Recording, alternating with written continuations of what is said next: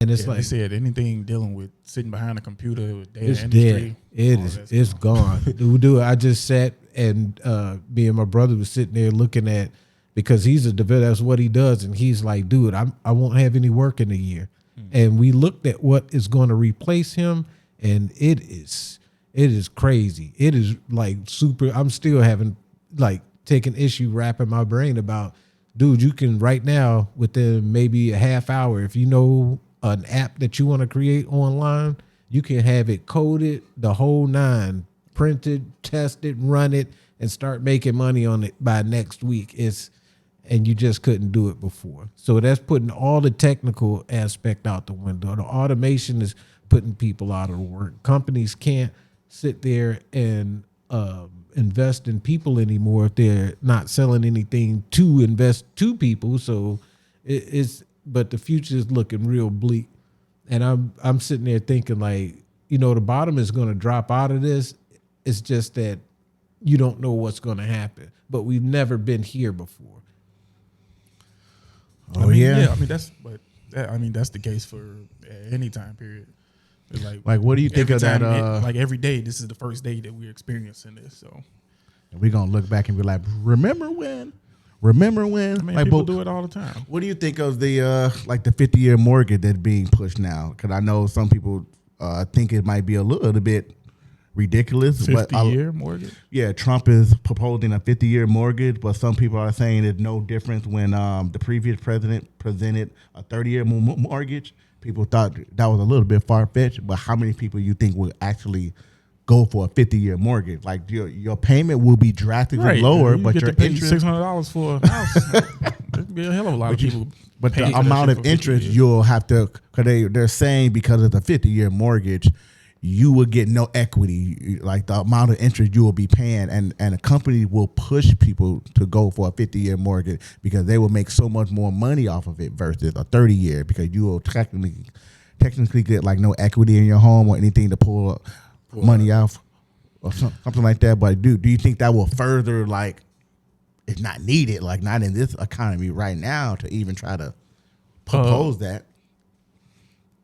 Would you apply for a 50-year mortgage? Depending on my financial situation and how bad I want to be in a house versus an apartment. Man, that's I can't see myself being 50 years anywhere. So I mean that would make it difficult as a young person, because think about it. If you got a 50-year mortgage, you would have to start like in your 20s. It's for it to make even any type of sense. Right. Because you like, I'm gonna be here for the rest of my life, because if you start buying a house at like 25, 50 years, you'll be 75. So I paid off my house. Yeah, I paid off my house. I'm coming to see you, Elizabeth. I think a lot of people would be looking at it in that aspect, like, I'm gonna be, especially if you 30 or 40, just buying your first house and you get a 50. I'm like, hey, I ain't gonna be here. So, But do you think it will incentivize like other companies, instead of a 5-year car loan, now you put it for a 20-year car loan? It'll incentivize every other company in the United States people or already industry. doing that. 20-year car loan? Man, they got, I know they up to 7 now. I just seen, man, it's a channel I watch, financial channel. It's called Financial Audit.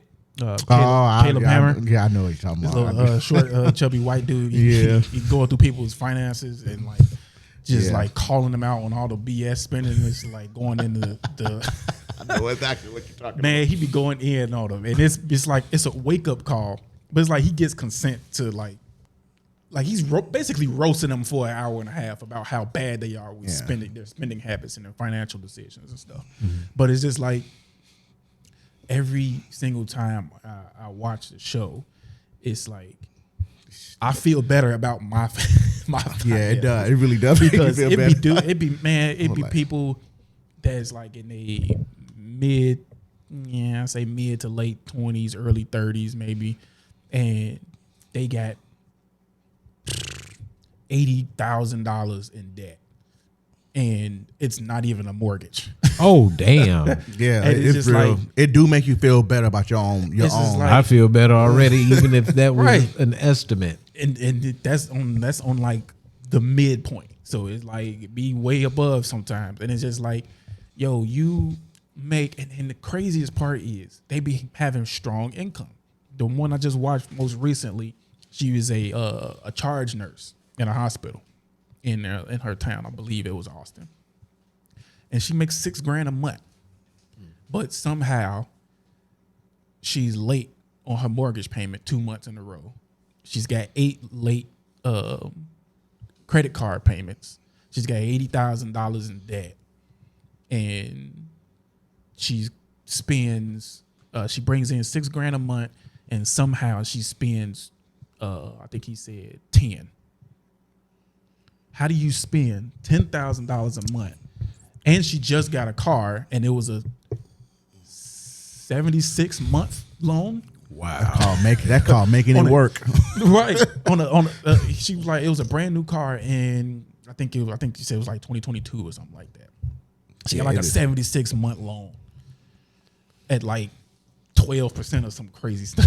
I'm just like, yeah. So I'm like, it's happening, and they just like credit cards after credit cards, and they all maxed out. One of them is over the limit because you didn't pay the minimum payment, so now the interest got on it and went over, and it's just like, man, if you look at just look at that channel and just look at the financial decisions that people be making. 50-year mortgage, of course people are going to be paying for that. People are going to be doing that left and right and they're going to be bragging about, oh yeah, I only pay $600 a month for my 4-bedroom, 3-bedroom house. How much your house is? $500K. Damn. Like, you gonna pay that off? Never paying that house. Yeah, exactly. You are going to be paying that for the rest of your life, whether you pass it down or the interest rate on that. Who knows what interest rate to be like? What your interest rate would be when you get approved for that, but they'll probably be pushing for it. They probably throw in a variable interest rate. Like, well, you're gonna get to 0.2%, but over 50 years, right? And after the 10-year mark, then we could change that based on the market interest rate. So if the interest rate jump up to 8%, that's what you paying that month. You did 20 years in, and you refinance for 30. How much you got left? That could play like that. Yeah, that could definitely play in someone's favor. But I wouldn't be surprised at all, man. Because people just be, and then like they give pushback on like every little thing. They try to justify it. Then it's just like, how do you not see that? And he be telling them like, hey, you're choosing, X, Y, and Z over paying for your child. Or providing X, Y, and Z for your child, and it's just like they're like, no, I'm not. I can do both, and it's like, no, because you're putting X, Y, and Z on a credit card, so now you have to pay that back, and that money could have went, this place, or you're going in debt because you're really gonna have to pay interest, and then by the time you pay interest, you're paying damn near double, and people just don't really fully understand and grasp the concept of interest and. And like sunk loss. And it's just like they just see everything in like, hey, I wanted this in the moment, and there was an opportunity for me to get it. And this company told me they'll give me a payday loan, and like they told me my paycheck is X, 24%. Yeah, it was like I can get this and I get that. Yeah, dude. And it's just like they just end up in these they just end up in a cycle of taking out payday loans, and then they take out the next payday loan to pay off the last payday loan. They get their paycheck that goes straight to pay off the first payday loan. Oh yeah, that's just like sounds like you in a mafia situation with yourself, man. And then a surprising, you're about to break your own kneecaps. And then it'd be crazy because a surprising amount, I would say about 90% of them are white, and a surprising amount of them have some form of public assistance, whether it be they're in a rent controlled apartment when they can afford to not be, but they because I think one of them, the girl was she had a degree, she went to school, and she could be making X amount of money, but she didn't want to do that career anymore, so she got a job in like a salon or something. So she makes significantly less, and she applied for the rent control. She got into it based on her income, but then she does side gigs as I don't know if it was like a contractor. They work in the system. Independent contractor type thing, was it's like it's not technically reported, but she's making more than, you know, what she should be making to be in this rent control department.